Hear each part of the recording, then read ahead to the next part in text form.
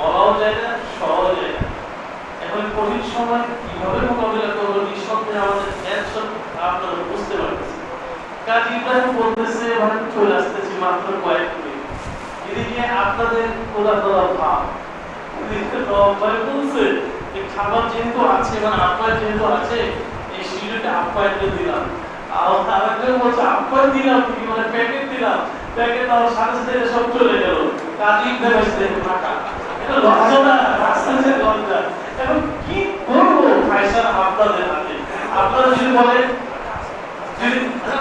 ভাই কাজী ইব্রাহিম সৌদি বাদশা ফ্যামিলি পর্যন্ত জি জি জি জি ওকে পাওয়ার খুব টাফ ব্যাপার করে দিচ্ছে। এখন কষ্ট করে এখন ফাইসালা যদি প্যাকেটে চলে যান তাহলে বিপদ। আর যদি বলে যে না ভাই কাজী ইব্রাহিম না আসা পর্যন্ত বাপটা বিরাম কেউ যাবো না, তাহলে আমরা দিতে প্রস্তুত। কি করবো? প্যাকেট দিব? হ্যাঁ আসুন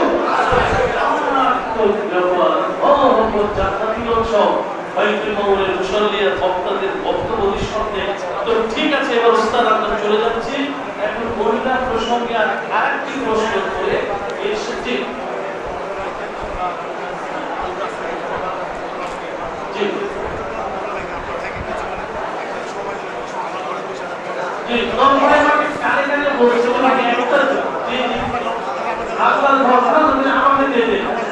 একটা দিন আচ্ছা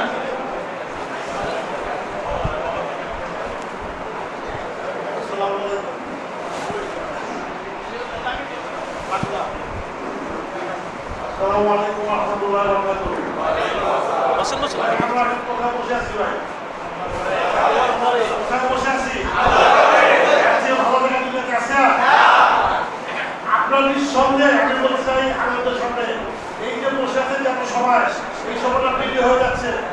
কালকে আমাদের যে আমরা বললেন পুরো সময় হয়তো নবমীতে বসেছিলাম।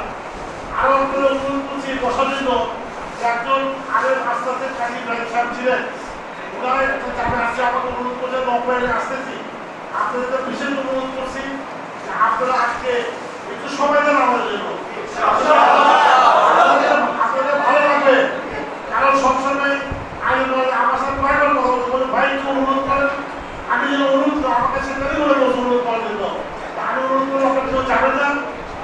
অনেকের অনেক সমস্যা অনেক আমরা হাসপাতালে বসে থাকি, কোনো সমস্যা আল্লাহ করে বসে আছি ভাই। এটা আপনার মনে আপনার ভাগ্যবান, সবাই আলহামদুলিল্লাহ বলে আপনি আল্লাহ বলে চলে যেতেন, কিন্তু আল্লাহ আপনার ভাগ্য পছন্দ করে আল্লাহ বলে এখানে চলে যান। বসে থাকতে হবে সবাই, কেউ দিতে পারবো না। অনেকদিন চলে গেছে, আপনার ভাগ্যবান বসে আছেন। আমি মনে করি যারা বসে আছেন আল্লাহর মেহমান, আল্লাহ যারা বসে আছেন শুনতে করেন সবাই আলহামদুলিল্লাহ বলে। আসার মধ্যে আমি অনুরোধ করছি আসবেন, কথা দিচ্ছে আপনার মধ্যে বসে বসে একটু নাস্তা করেন আর কোরআনের কথা শুনেন। আসসালামু আলাইকুম।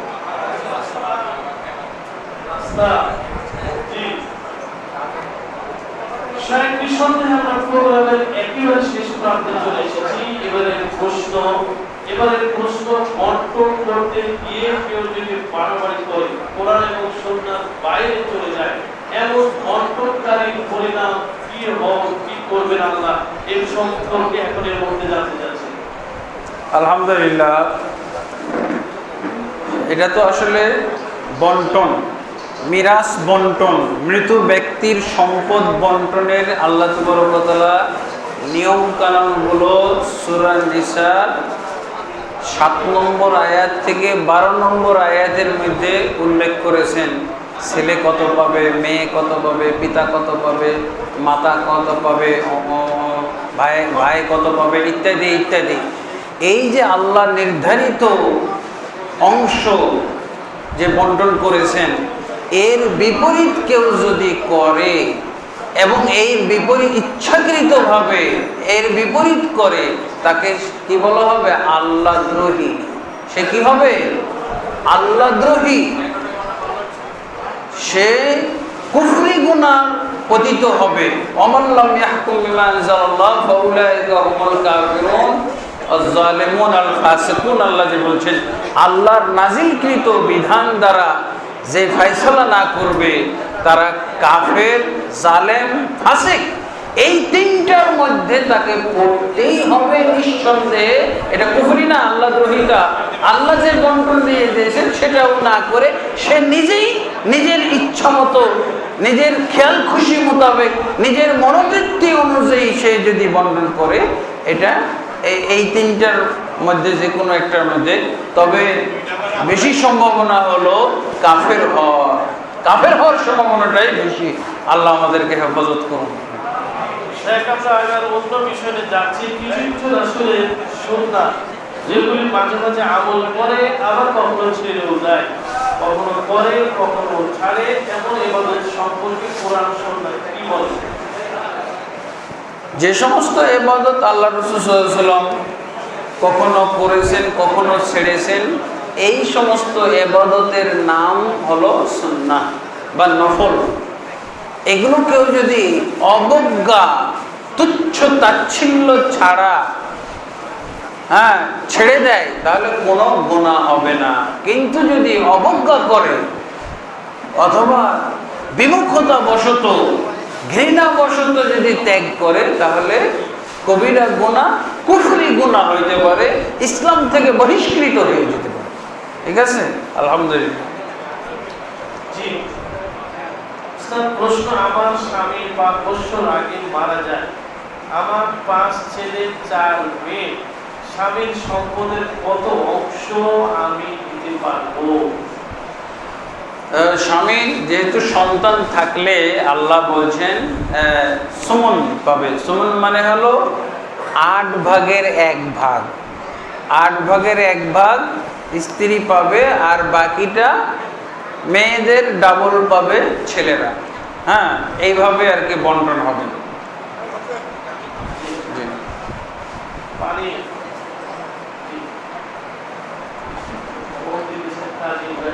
চিন্তা করে নাস্তা খাওয়াই দিচ্ছিল। জি হ্যাঁ, রাসূল সাল্লাল্লাহু আলাইহি ওয়াসাল্লামের সম্পদ, তিনি যখন মারা যান তার কি পরিমাণ সম্পদ ছিল, এই বিষয়টি খুবই জানতে ইচ্ছা হচ্ছে।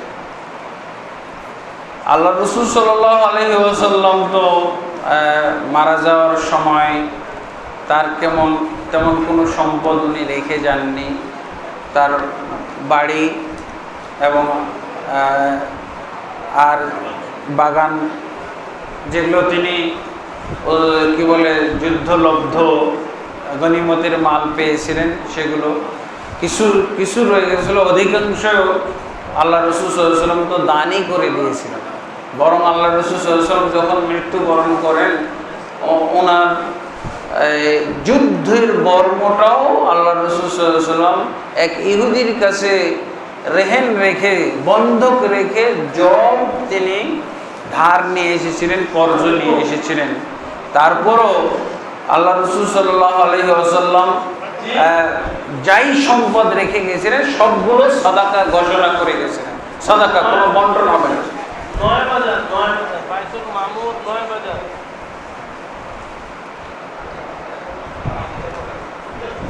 জি আপনি কোথায় আছেন? আপনি চলে আসেন 9 বাজার মিল্লাত স্কুল। আপনি 9 বাজার মিল্লাত স্কুল, 9 বাজার মিল্লাত স্কুল, আপনি মনে রাখুন। জি আসেন। একজনকে দাঁড় করাই দেন, নিচে দাঁড় করান। জি আচ্ছা ঠিক আছে ভাই, বলে আসি। জি হ্যাঁ, নিচে কেউ দাঁড়াই থাকুক। যাচ্ছে। জি কি বলছিলাম সব ভুলে গেলাম।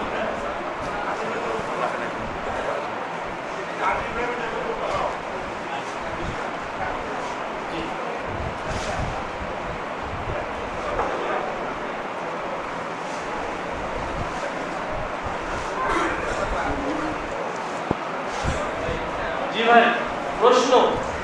আসসালামু আলাইকুম ওয়া রাহমাতুল্লাহ। জি, আমার এক ছেলে এক মেয়ে, মেয়ের 2টি কন্যা রেখে মারা গিয়েছে। এখন প্রশ্ন, আমার কি 2 নাতনির জন্য কিছু ওসিয়ত করে যেতে পারি? হ্যাঁ, অবশ্যই, এটাই তো আলোচনা করা হলো। এবং এই ক্ষেত্রে ওসিয়ত করাটা ওয়াজিব। ওসিয়ত করাটা ওয়াজিব। এবং আপনি আপনার পুরো সম্পদের 1/3 পর্যন্ত এদের জন্য ওসিয়ত করতে পারেন। এবং ওসিয়ত এই ক্ষেত্রে ওসিয়ত না করলে গুনাহগার হইতে হবে, যেহেতু এটা হলো ওসিয়া ওয়াজিবা। এই জি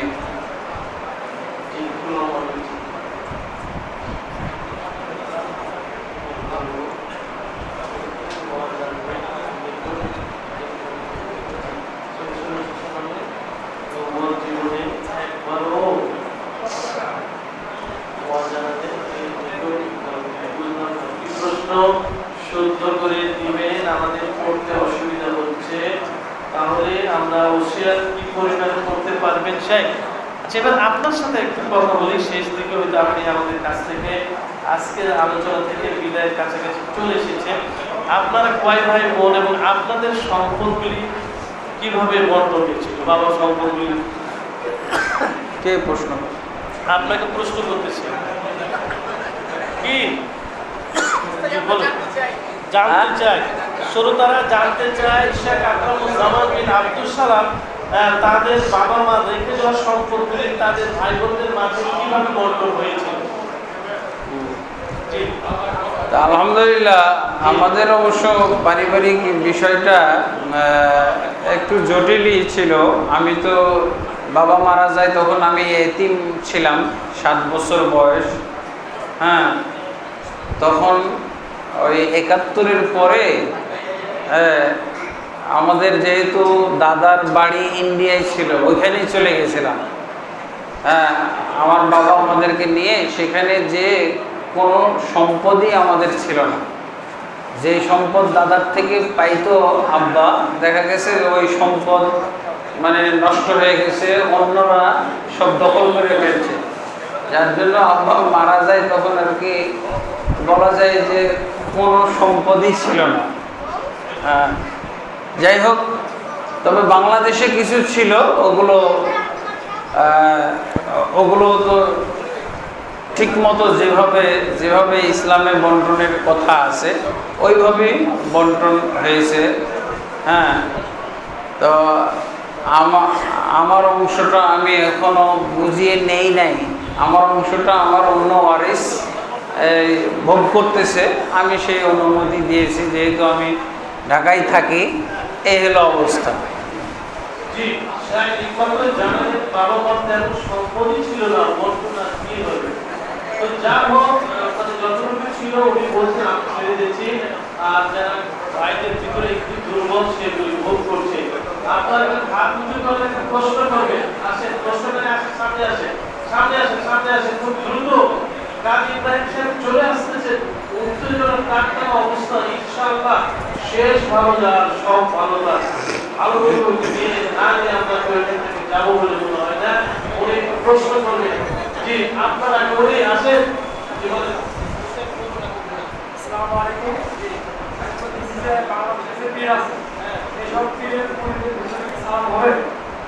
বাংলাদেশের পীর সাহেবদের মুরিদদের পিছনে সালাত আদায় করলে হবে?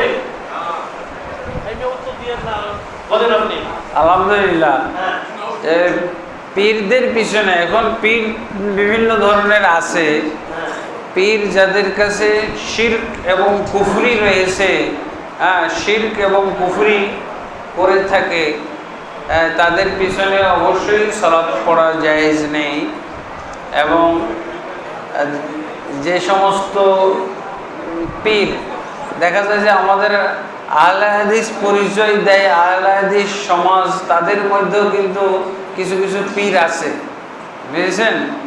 এদিকে নারায়ণগঞ্জের দিকে দেখছি, হ্যাঁ, আমি দিনাজপুরের দিকে দেখেছি আহলে হাদিস সমাজ, কিন্তু তারা একজন আলেমকে পীর বলে থাকে। তাহলে দেখা যায় যে তার কাছে শিরক আর কুফরি নাই, বেদাত থাকতে পারে, হ্যাঁ, কিন্তু শিরক আর কুফরি যদি না থাকে তাহলে তার পিছনে সালাত পড়া যাবে। কিন্তু আমাদের বাংলাদেশের অধিকাংশ পীরের কাছেই শিরক এবং কুফরি এবং বড় ধরনের বেদাত, যেই বেদাত কুফরির পর্যায়ে নিয়ে যায়, এই ধরনের পীরদের পিছনে সালাত পড়া জায়েজ নেই। ওস্তাদ, এবারে প্রশ্ন একটু ভিন্ন ধরনের, ব্যাপারটা আমিও বুঝলাম না। শেখ রাসূলুল্লাহ সাল্লাল্লাহু আলাইহি ওয়াসাল্লামের নবুয়ত জীবনে নিজে আযান দেন নাই, এর হিকমত কি ছিল? আলহামদুলিল্লাহ, তো আল্লাহ রসুল সাল্লাল্লাহু আলাইহি ওয়াসাল্লাম নিজে আজান দেন নাই, এটা যদিও বর্ণনায় আমরা পাচ্ছি না আল্লাহ রসুল আজান দিয়েছেন, কিন্তু আল্লাহ রসুল সাল্লাল্লাহু আলাইহি ওয়াসাল্লাম তো আজানের ফজিলত বলেছেন। আল্লাহ রসুল সাল্লাল্লাহু আলাইহি ওয়াসাল্লাম আজান দেওয়ার জন্য লোক নিয়োগ করেছেন, বেলাল রাদিয়াল্লাহু আনহু, আবু মাহজুরা রাদিয়াল্লাহু আনহু। তাহলে আর আমাদের দরকার না। হাদিস তিন ধরনের: হাদিস ফেলি, কর্মগত হাদিস, আর বা সুন্নাহ, আর হলো আল্লাহ রাসূল সাল্লাল্লাহু আলাইহি ওয়াসাল্লামের আমল, কি বলে, কথা, তার বাণী সুন্নাহ। আর একটা হলো আল্লাহ রসুলের সমর্থন, স্বীকৃতি, এটাও সুন্নাহ। আল্লাহ রসুল আজান দেননি, দেওয়ার কথা পাওয়া যায় না, তাই বলে আমরা আজান দেব না, এইরকম মানে এই ধরনের প্রশ্ন করা হয়তো স্পষ্ট একটা জিনিস আমাদের স্পষ্ট হলো, কিন্তু এটা কোনো ক্ষতিকর নয় যে আল্লাহ রসুল আজান দেন না, আমরা আজান না দিলেও চলবে। আল্লাহ রসুল দিতে তো বলছেন, মুয়াজ্জিন নিয়োগ তো করেছেন, আল্লাহ রসুলের আজানের শব্দগুলো শিক্ষা দিয়েছেন, আমরা কোথায় পাইলাম? কাজেই আল্লাহ রসুল নিজে আজান না দিলেও কোনো সমস্যা নাই। আমাদের মসজিদের ইমাম সাহেবও কখনো দেখেননি আজান দিতে, খালি উনি ইমামতি করেন, কোনো সমস্যা নাই। জি। আর এটাও না যে ইমাম সাহেব আজান দেওয়া নাজায়েজ। আল্লাহ রসুল সাল্লাল্লাহু আলাইহি ওয়াসাল্লাম দেননি তাই ইমামের আজান দেওয়া নাজায়েজ তা না। মুয়াজ্জিন যদি অসুস্থ হয়, বাথরুমে যায়, তাহলে ইমাম সাহেবই দিয়ে নিতে পারে, কোনো সমস্যা নেই।